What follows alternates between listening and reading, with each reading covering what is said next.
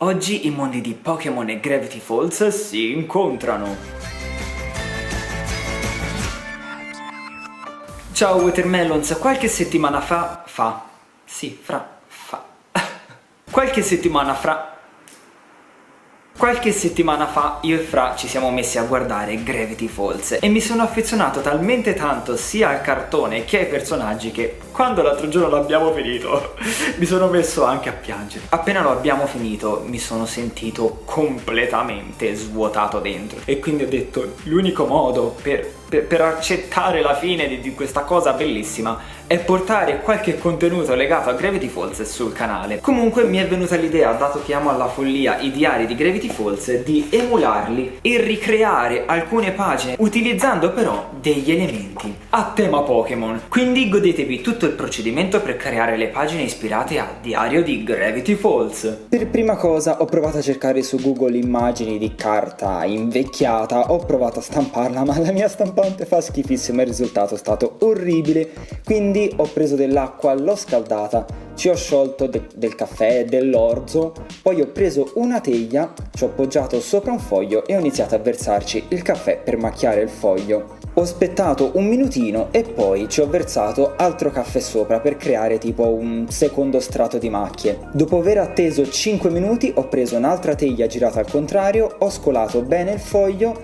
poi l'ho asciugato leggermente con un pezzo di carta assorbente, l'ho stropicciato e infine l'ho steso nuovamente e l'ho messo in forno preriscaldato a 110 gradi per 5 minuti. Dopo aver creato un bel po' di fogli, ho preso dei pesi, ce li ho messi sopra e li ho lasciati una decina di minuti per farli schiacciare bene. Nel frattempo, siccome sono una persona a cui non piace per niente improvvisare, ho preso dei fogli bianchi e, utilizzando il libro per prendere spunto, ho iniziato a creare la bozza delle pagine.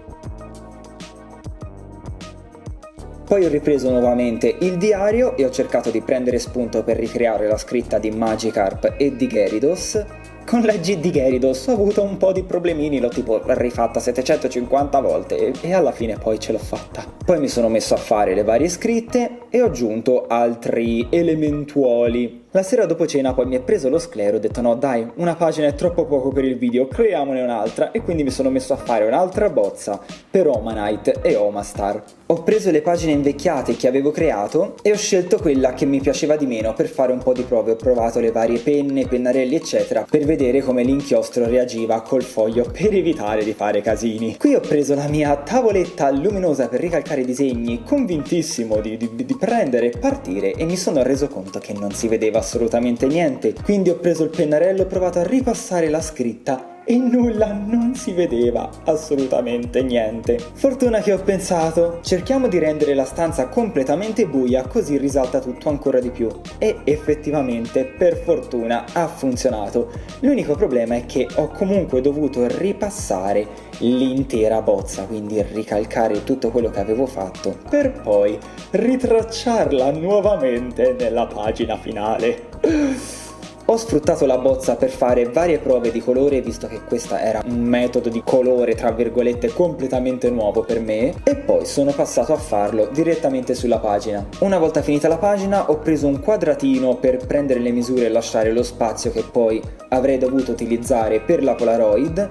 Quindi ho cercato l'immagine di una Polaroid, ho cercato di fare il colore più simile a quelle che erano presenti all'interno del diario, ho cercato un'immagine di Gyarados rosso e l'ho modificata in modo che sembrasse un po' vecchia, proprio come le foto del diario. Qui ho stampato varie prove di colore e anche la foto l'ho stampata in modi diversi e nulla, mi sono messo a tagliare il contorno della Polaroid, poi ho preso un pennarello e mi sono messo a ripassare i contorni in modo da scurirli e non farla sembrare una cosa fintissima, poi ho tagliato anche l'interno della Polaroid e poi ho tagliato la foto che sono andato a sovrapporre. Siccome io sono quello dalle fisse strane ho detto devo assolutamente ricreare anche il nastro adesivo uguale a quello del diario, e quindi mi sono messo lì a tagliare tutto il nastro adesivo spigoloso, ma poi sono andato a staccarlo e mi si è tagliato, quindi ci ho riprovato, sono andato ad attaccarlo e quello trasparente mi faceva schifo, quindi ho preso un altro nastro ancora, ho ripetuto tutto il procedimento e alla fine ce l'ho fatta. Una volta conclusa la pagina poi mi sono messo a fare quella di Omanite. Sono soddisfattissimo del risultato. Direi di partire con la pagina di Magikarp e di Gyarados.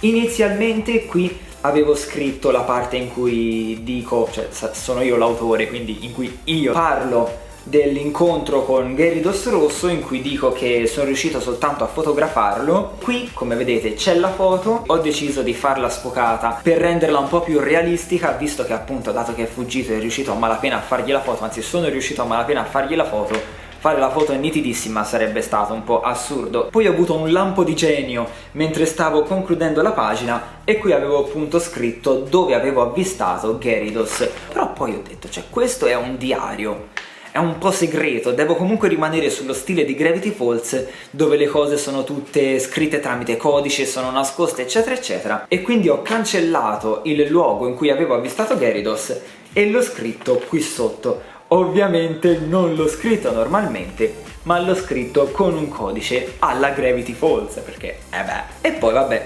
abbiamo la seconda pagina, quella di Omanite e Omastar, e anche questa devo dire che mi piace tantissimo. Tra l'altro anche qui hanno giocato un ruolo fondamentale le chiazze di inchiostro, perché comunque rimaneva, per i miei gusti, un po' vuota la pagina, e quindi ho inserito un po' di chiazze qua e là e secondo me hanno dato quel tocco ancora più realistico alla pagina e allo stesso tempo hanno riempito quegli spazi vuoti che mi infastidivano. Ho avuto un po' di problemi durante la realizzazione di questa pagina perché mi sono finite praticamente tutte le penne.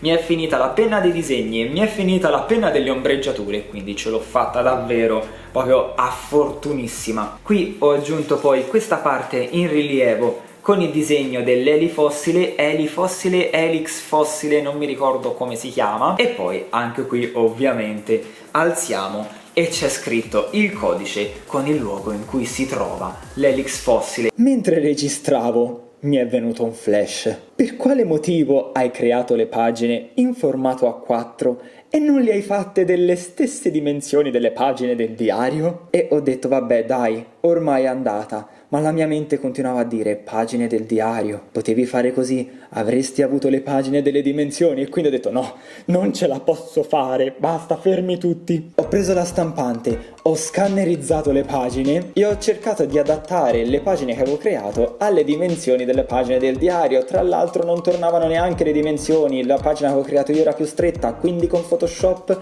ho dovuto ricreare i margini della pagina e ovviamente poteva finire qui, no, perché alcune scritte e anche i disegni erano tagliati, quindi con Photoshop ho dovuto ricreare anche i disegni, ma chi se ne frega, ne è valsa la pena. Comunque alla fine ho stampato, ho detto come vengono, tanto la stampante fa schifo, e questo è il risultato con le pagine delle stesse dimensioni del diario. Per quale motivo non ci ho pensato prima non si sa, ma comunque anche se sono delle scanne, delle stampe rendono lo stesso e sono a dir poco bellissime. Se questi lavoretti vi sono piaciuti vi chiedo di condividere il video. Per voi è una cosa davvero da poco, vi ci vogliono 3 secondi, ma per me vuol dire davvero tantissimo. Ma soprattutto, se questi video creativi vi piacciono e volete vederne ancora, iscrivetevi al canale e attivate la campanella delle notifiche così da restare sempre aggiornati su nuovi video che pubblicherò. Io vi ringrazio per la visione e per l'eventuale condivisione e per adesso vi saluto e vi do appuntamento col prossimo video. Ciao!